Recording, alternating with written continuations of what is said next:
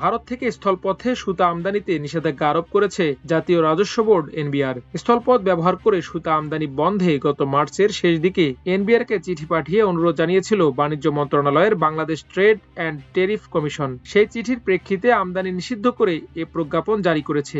NBR chairman Abdur Rahman Khan স্বাক্ষরিত ওই প্রজ্ঞাপনটি জারি করা হলেও মঙ্গলবার তা প্রকাশ করা হয়েছে। তবে স্থলপথে নিষেধাজ্ঞা থাকলেও সমুদ্র বা অন্য পথে আমদানিতে বাধা নেই।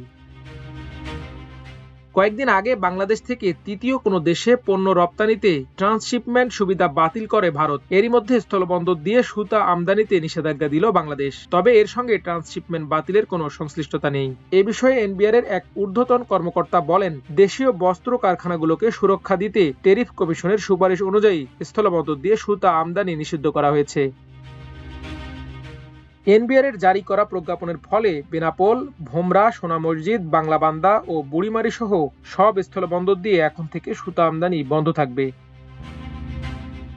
এদিকে ট্যারিফ কমিশন থেকে এনবিআর চেয়ারম্যানকে পাঠানো চিঠিতে দেশীয় টেক্সটাইল শিল্পের স্বার্থ সংরক্ষণে সব সীমান্ত সংলগ্ন সড়ক ও রেলপথ এবং স্থলবন্দর ও কাস্টম হাউসের মাধ্যমে আন্তর্জাতিক মানদণ্ড অনুসারে সুতা কাউন্ট নির্ণয়ে যথাযথ অবকাঠামো প্রস্তুত না হওয়া পর্যন্ত আগের মতো সমুদ্র বন্দর দিয়ে সুতা আমদানির সুপারিশ করা হয়।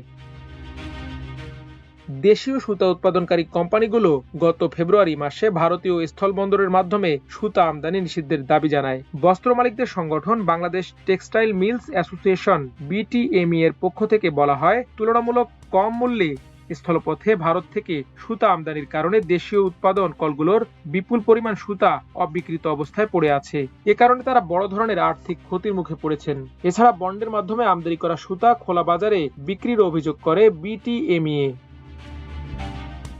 তবে সুতা ব্যবহারকারী তৈরি পোশাক খাত সংশ্লিষ্টরা বলছেন, সুতার মূল্য বেড়ে গেলে তাদের উৎপাদন খরচ বেড়ে যাবে। জানা গেছে, ভারতের উত্তর ও দক্ষিণাঞ্চলে উৎপাদিত সুতা কলকাতায় গুদামজাত করা হয়। এরপর সেখান থেকে সুতা বাংলাদেশে পাঠানো হয়। এসব সুতা তুলনামূলক কম দামে বাংলাদেশে প্রবেশ করছে। এ কারণে দেশীয় সুতার পরিবর্তে স্থলবন্দর দিয়ে আসা সুতা বেশি ব্যবহার করা হচ্ছে। এদিকে সুতার চেয়ে কম মূল্যে ভারত থেকে কাপড় আমদানি করা হচ্ছে বলে বিটিএমই এর পক্ষ থেকে অভিযোগ করা হয়। এনবিআর ভবনে অনুষ্ঠিত প্রাক বাজেট আলোচনায় অংশ নিয়ে বিটিএমই এর প্রতিনিধিরা বলেন, ভারত থেকে প্রতি কেজি সুতা আমদানিতে ব্যয় হচ্ছে $2.9, সেখানে ফেব্রিক আমদানিতে খরচ হচ্ছে $2.6। এর মাধ্যমে অর্থ পাচারের আশঙ্কা করে নতুন করে ট্যারিফ নির্ধারণের দাবি করা হয়। মাল্টিমিডিয়া ডেস্ক, আমার দেশ।